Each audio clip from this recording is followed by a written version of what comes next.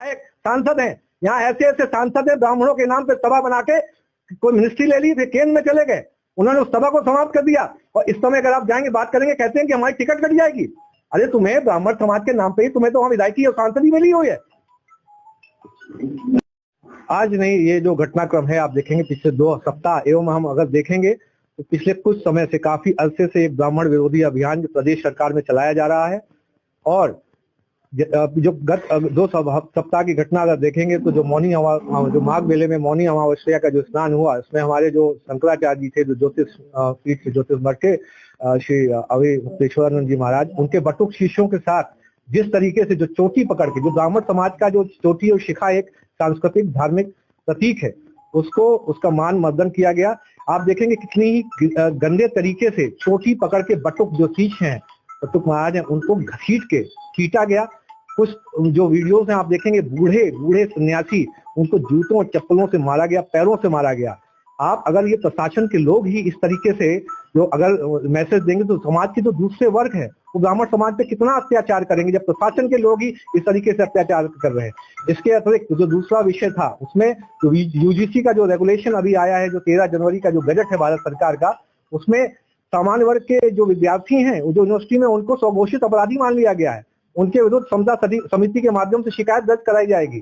और आपके जो बेटे बेटियां हैं, यदि बेटी है तो उसका शारीरिक शोषण समता समिति के माध्यम से फर्जी शिकायतों का निस्तार करने के दौरान किया जा सकता है। अगर आपका बेटा प्रतिभावान है तो कोई भी आप पे एक फर्जी शिकायत डाल सकता है और आपके पूरे बेटे का भविष्य बर्बाद कर सकता है। समता समिति के सदस्य जो उनका शोषण कर सकते हैं। इस पर सबसे बड़ी नाराजगी ये है, जो हमारे समाज के जन प्रतिनिधि, जो हमारे तथाकथित, जो हमारे जातिगत जो माना जाता है, जो ब्राह्मणों के, जो अपने आप को समझते हैं ब्राह्मणों के नेता समझते हैं, वो लोग भी उसको कुछ नहीं बोल रहे हैं। जो ब्राह्मण MP MLA कुछ नहीं बोल रहे हैं और चुप्पी साध के बैठे, जैसे वो किसी कॉर्पोरेट कंपनी के एम्प्लॉय हो।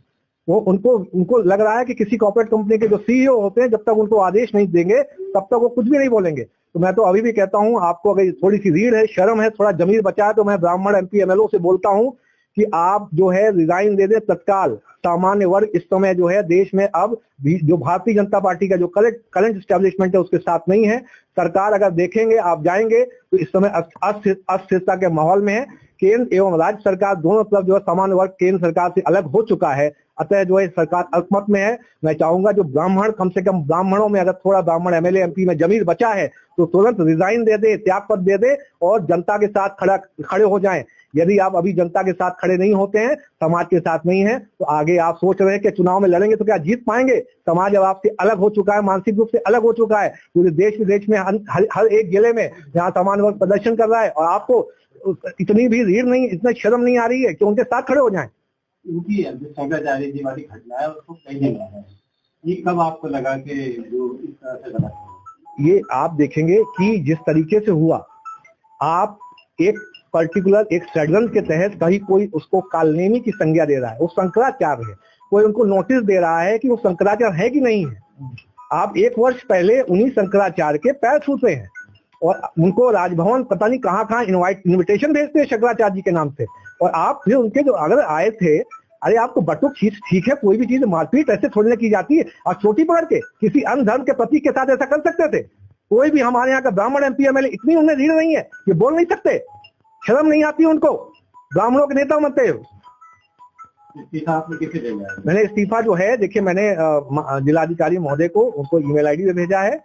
और जो क्योंकि मैं अभी ERO भी हूँ तो 124 विधानसभा को, तो मैंने जो CO साहब हैं उत्तर प्रदेश के, उनको भेजा है और माननीय राज्यपाल महोदया को भी इस्तीफा ईमेल के माध्यम से प्रेषित कर दिया है। अब आगे क्या रणनीति? आगे रणनीति मैंने बोला है कि अब इस समय सामान्य जो वर्ग है वो अलग हो चुका है, मानसिक रूप से बिल्कुल अलग है।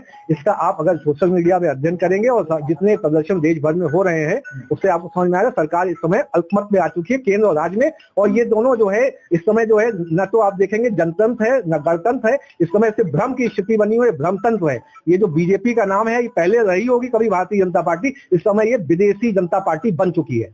तो अभी आपने क्या सोचा अपने बारे में? अभी कुछ नहीं, अब जैसा जो है समाज डिसाइड करेगा, समाज की प्रतिक्रिया आने दीजिए। समाज के जो हमारे जो माननीय जनप्रतिनिधि हैं, जो ब्राह्मण MP MLA हैं, उनकी प्रतिक्रिया आने दीजिए। मेरा तो उनसे जो सवाल है, क्योंकि उनको जो है रहनुमा बनाकर हमारे जो समाज के लिए सोचना था, वो किसी भी जगह उन्होंने जो संसद में आप देखिए SC/ST एक्ट, सुप्रीम कोर्ट के आदेश तो एक पर्टिकुलर धारा को निरस्त किया कि पहले जांच होगी, फिर FIR के बाद जो है उसको अरेस्टिंग होगी। इस पर भी कोई भी ब्राह्मण एमपी एमएलए नहीं बोला। आप कितनी शर्मनाक बात है। जो प्रिंसिपल ऑफ जो नेचुरल जस्टिस होता है, ऑडी ऑल्ट्रम पार्टम जो सिद्धांत होता है लॉ का, हियर द अदर पार्टी, आपने उसके खिलाफ जो सुप्रीम कोर्ट का निर्देश के खिलाफ जाके आपने उसमें मतदान किया है। आपको शर्म आनी चाहिए। आपने कितने, जिसमें फर्जी एससी एक्ट की धारा लगती है पूरा परिवार तबाह हो जाता है। 2-2, 3-3 लाख, 5-5 लाख, 10-10 लाख लेकर समझौते किए जाते हैं। आपको शर्म नहीं आ रही है? कहां ले जा रहे हैं देश को?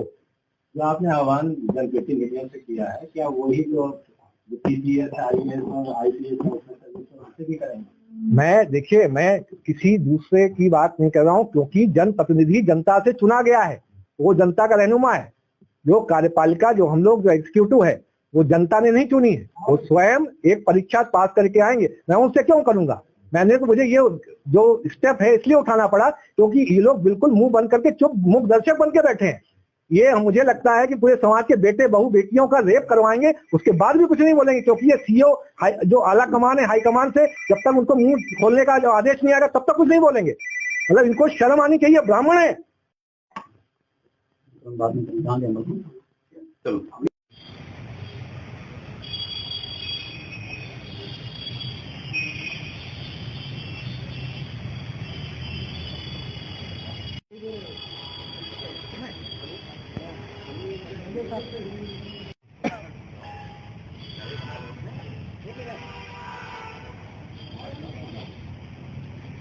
पत्रकार भाई अपने सब लोग ऐसे बैठ जाते हैं।